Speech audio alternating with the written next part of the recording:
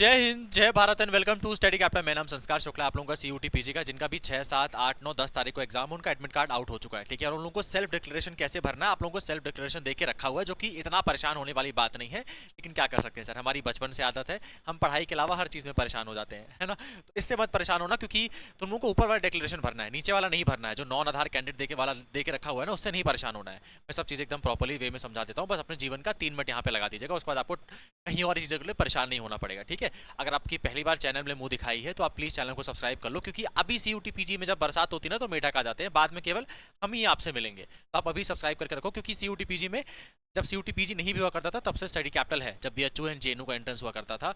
अच्छा, इतनी बड़ी बड़ी चीजें क्यों हाँक रहे हो भैया, तो थोड़ी हेल्प भी करके जाएंगे आपकी वीडियो के लास्ट में। अगर आप पहली बार आए हो, आपको अब तक पीवाईक्यूज ही नहीं मिले हैं सीयूटी पीजी के, तुमको यही नहीं पता कि पेपर का लेवल क्या होता है, देन मैं तुमको 5 साल के पीवाईक्यूज आपके सब्जेक्ट के, चाहे तुमने उर्दू लिया है, चाहे तुमने एमएससी लिया है, चाहे तुमने एलएलबी लिया है, चाहे तुम एमबीए लिया है, मैंने सबके पीवाईक्यूज दे दूंगा, साथ में सिलेबस सेंड कर दूंगा। ठीक है, तो वीडियो के एंड तक वेट करना, क्योंकि तब तक ही सीरियस ऑडियंस बचती है।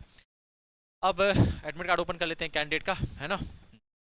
एक कैंडिडेट का एडमिट कार्ड मैंने ओपन करके रखा हुआ है, और यहाँ पे इनके 2 पेपर हैं जिनका एडमिट कार्ड आ चुका है। इनका सीओक्यूपी 12 का पेपर है, मतलब मैनेजमेंट वाला, और सीओक्यूपी 11 का पेपर है। दोनों पेपर 8 तारीख को हैं। और क्योंकि एक ही, और ऐसा नहीं है कि अलग अलग जगह सेंटर मिला है, सेंटर एक ही जगह मिला है। ठीक है, सेंटर एक ही जगह ही मिल सकता है, अलग हो भी नहीं सकता।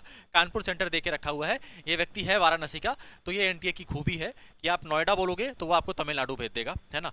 अब हमको परेशान क्या होना भैया, थर्ड नंबर पेज पे ना यहाँ पे ये दे के रखा हुआ है, मतलब इतना बड़ा यहाँ पे चीजें पूछ के रखा हुआ है।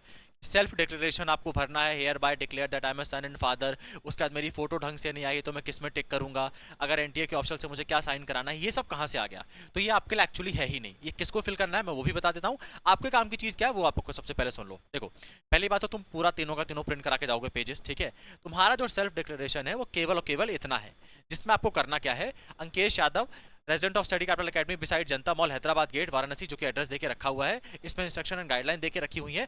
यहाँ पे आपको अपना कैंडिडेट का फोटो लगाना है, जो कि आपने फॉर्म भरते वक्त लगाया था। जैसे कि फॉर एग्जांपल मैं इस व्यक्ति का फोटो जरा सा जल्दी से दिखा देता हूँ। यही फोटो जो है, यही वाला जो फोटो है, यही वाला फोटो इनको यहाँ पे चिपकाना पड़ेगा, लगाना पड़ेगा, जो फॉर्म पे भर दिया था। अब बाई चांस भैया वो फोटो है ही नहीं मेरे पास, तो कुछ उससे मिलता जुलता लगा दियो। ठीक है, मतलब आज का ही होना चाहिए। फॉर्म में अगर तुमने बहुत बचपन की फोटो लगा दी तो बहुत ही बेवकूफी वाला काम कर दिया है। पर अगर एक्जैक्टली सेम ड्रेस तुमने पहन के नहीं रखी हुई है, देन कोई भी फोटो चल जाएगी। पर नॉर्मली अगर हो सके, 90% चांस हो सके, 99% हो सके, तो वही फोटो लगाना जो तुमने फॉर्म के वक्त भरी थी। ठीक है, फिर यहाँ तुमको अपना लेफ्ट हैंड का थंब लगाना है। ठीक है, लेफ्ट हैंड का थंब यहाँ पे लगाना है, और यहाँ पे कैंडिडेट का सिग्नेचर है, जो कि आपको यहाँ नहीं करना है। ये आपको जब जाओगे सेंटर में तब आपका वहां पे वो सिग्नेचर कराएगा। ठीक है, ये आपको यहाँ से छेड़छाड़ नहीं करनी है। नॉर्मल कैंडिडेट के लिए भैया यही है सेल्फ डिक्लेरेशन। अब यहाँ जो नीचे देके रखा हुआ है इतना बड़ा, ये जो उन्होंने फॉर्म देके रखा हुआ है, ये किसके लिए है, तो क्लियरली लिख के रखा हुआ है, declaration from non Aadhaar candidate. जिनका भी, जिन्होंने आधार कार्ड के अलावा कोई और डॉक्यूमेंट यूज किया है, जिन्होंने अपने आधार कार्ड से, मतलब डॉक्यूमेंट, मतलब जिनका आधार से डायरेक्टली लिंक होकर फॉर्म भरा गया था, उनका ठीक है। या जिन्होंने आधार कार्ड की डिटेल यूज की थी उनका भी ठीक है। या जिन्होंने आधार कार्ड की जानकारी भरी थी उनका भी ठीक है। या जिन्होंने आईडी प्रूफ में आधार कार्ड दिया था उनका भी ठीक है। ये सब लोगों को कोई दिक्कत नहीं है। इनके अलावा जो व्यक्ति हैं जिन्होंने कोई और गवर्नमेंट आईडी प्रूफ भरा था, उनके लिए सेल्फ डिक्लेरेशन है। तो आप बोलोगे भैया यार मैंने पैन कार्ड भर दिया, मैंने कुछ गलती कर दी क्या, कोई दिक्कत वाली बात नहीं है। पैन कार्ड, तुमने पैन कार्ड भर दिया, ड्राइविंग लाइसेंस भर दिया, उससे कोई इशू नहीं है।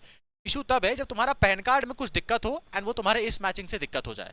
ऐसा नहीं तुमको पेपर देने से रोक दिया जाएगा, लेकिन फॉर एग्जाम्पल अगर तुम मान लो कि तुमने पैन कार्ड में, क्योंकि हमारे पापा का नाम भी लिखा होता है, तो तुम्हारे पैन कार्ड में लिखा हुआ है, आपके पापा का मिडिल नेम भी लिखा हुआ है। ठीक है, जैसे कि मान लेते हैं नरेंद्र प्रसाद शुक्ला, और आपके फॉर्म में आपने नाम लिखा हुआ है नरेंद्र शुक्ला। ठीक है, ये आपके पैन कार्ड की फोटो बिल्कुल ही नहीं मैच हो रही है आपसे, देन यहाँ पर भी ये आपको सेल्फ डिक्लेरेशन ये आपको प्रॉपर्ली भर के जाना पड़ेगा। ये उन लोगों के लिए है, और जिनके या तो आधार कार्ड में डिटेल मिसमैच हो रही है, या तो आधार कार्ड लाए नहीं, क्योंकि तुमको उस दिन आधार कार्ड लेके जाना था, तुम आधार कार्ड लेके गए नहीं, तुमको सेल्फ डिक्लेरेशन लेके जाना पड़ेगा। हालांकि ऐसी बेवकूफ़ी मत करना। तो ये उन लोगों के लिए है जिनकी आधार कार्ड में, मतलब जो डिटेल है, candidate does not have Aadhaar card, candidate Aadhaar card is not verified. तो भैया जिनका आधार कार्ड में, उन्होंने आधार कार्ड यूज कर लिया और आधार कार्ड में कुछ और डिटेल है, उनका दिक्कत वाला बात है। दूसरा बात है, अगर उनकी फोटो ब्लैंक इमेज है, जैसे the image uploaded on my application form is not matching with my face due to the following reason, कि भैया मेरे फेस से जो अभी मैं दिख रहा हूँ और मेरे फॉर्म में फोटो नहीं मैच कर रही है, क्योंकि मैंने फॉर्म भरते वक्त ऐसे ही कुछ फॉर्म भर दिया था और मैंने फोटो बहुत बचपन की यूज कर दी थी।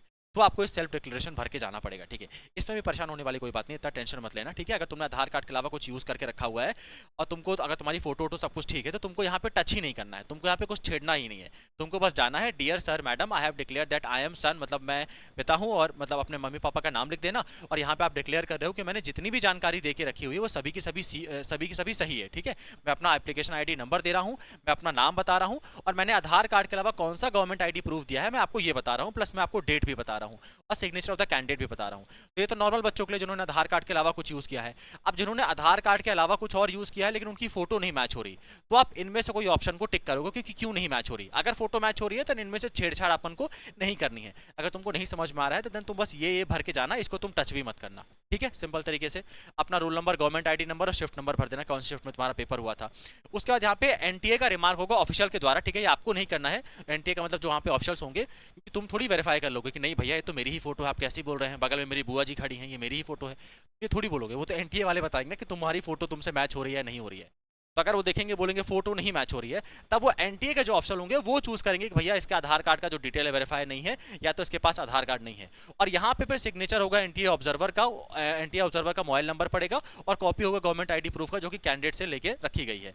तो अगर तुम्हारे फोटो में कोई दिक्कत नहीं है, ना इसको छेड़ना ना इसको छेड़ना, बस तुमने जो भी यूज किया है ड्राइविंग लाइसेंस, पैन कार्ड या कुछ और वोटर आईडी, तो तुमको चुपचाप अपना नाम भरना, एप्लीकेशन नंबर भरना, अपना जो भी वोटर आईडी डालना, और बस चुपचाप छोड़ देना, यहाँ पे आके वो साइन कर देंगे सिंपल तरीके से, ठीक है। समझ में आ गया, आई होप मैंने समझा दिया हो तुम लोगों को ये। बाकी नॉर्मली आपको इससे छेड़छाड़ करनी ही नहीं है। जिन्होंने आधार कार्ड के अलावा कुछ यूज़ किया उनके लिए ये दिक्कत है, या जिन्होंने आधार कार्ड यूज़ कर लिया है लेकिन आधार कार्ड में जानकारी अब गलत निकल गई है, या जिन्होंने कुछ ज़्यादा ही पुराना वाला डेटा यूज़ कर लिया है, पैन कार्ड में बहुत ही बचपन की फोटो है, वोटर आईडी में समझ ही नहीं आ रहा है, उनमें दिक्कत है। अच्छा भैया मतलब मेरी जेन्युइनली फोटो बहुत ही पुरानी है और या तो मेरा बहुत पहले बना हुआ था, तो मैं क्या कर सकता हूँ यार, साथ में कोई और चीज़ अपनी आईडी प्रूफ में लेके चले जाना। जैसे तुम्हारे पैन कार्ड में फोटो पुरानी है तो साथ में ड्राइविंग लाइसेंस ले जाइए, या तो वोटर आईडी ले जाना, या तो अगर तुमने आधार कार्ड तुम्हारा आप सही बन गया हो या तुम्हारे पास अब सही वाला आधार कार्ड हो तो आधार कार्ड वाला ले जाना। अगर तुम्हारे केवल मम्मी पापा के नाम में दिक्कत हो या कुछ और चीज़ में दिक्कत हो तो 10वीं की मार्कशीट साथ में लेके चलना, क्योंकि एक बार मेरे साथ भी ऐसा इंसिडेंट हुआ था, लास्ट ईयर की बात है। मैंने आधार कार्ड फिलअप किया था ना, आधार कार्ड में मेरे पापा में मिडिल नेम लगा हुआ है, नरेंद्र प्रसाद शुक्ला लगा हुआ है, ठीक है।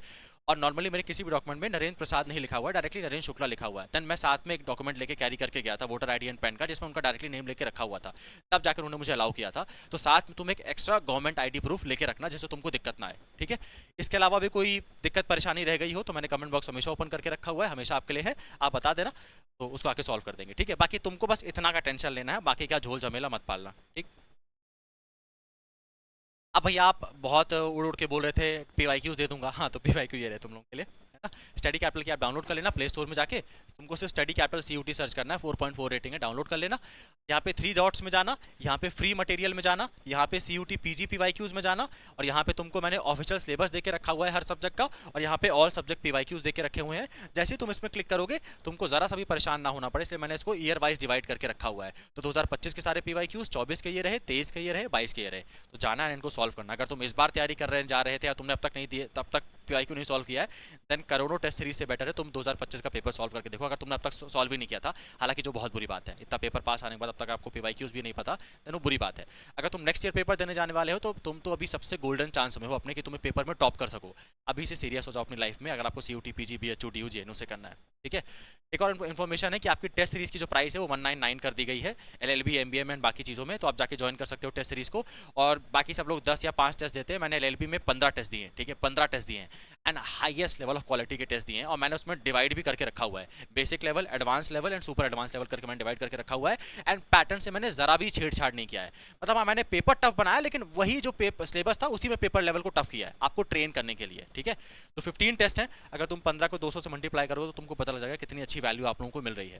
बाकी बैच परचेज करने का अब इतना मतलब नहीं बनता, मैं खुद भी नहीं बोलूंगा कि तुम एलएलबी का या एमबीए का बैच परचेज करोगे क्योंकि काफी टाइम जा चुका। बाकी आप बाकी चीजों के लिए रिकॉर्डेड बैच को ज्वाइन कर सकते हो एंड परचेज कर सकते हो, बट टेस्ट सीरीज जरूर लगा के जाना एक बार, है ना। कल मेरा टेस्ट सीरीज में वीडियो भी आएगा आपके पेपर से पहले कि कैसे अटेम्प्ट करते हैं पेपर को, एंड उसकी तुम प्रैक्टिस अगर टेस्ट सीरीज से कर लोगे देन नो डाउट आप पेपर में जाके बहुत ही अच्छा परफॉर्म करो, ठीक। तो मैंने सारी चीज़ें बता दी हैं, कुछ चीज़ें आपके मन में डाउट रह गई होंगी, मैं ये चीज़ मानता हूँ, कमेंट बॉक्स में बता देना, मैं फिर वीडियो लेके हाजिर हो जाऊँगा। बाय।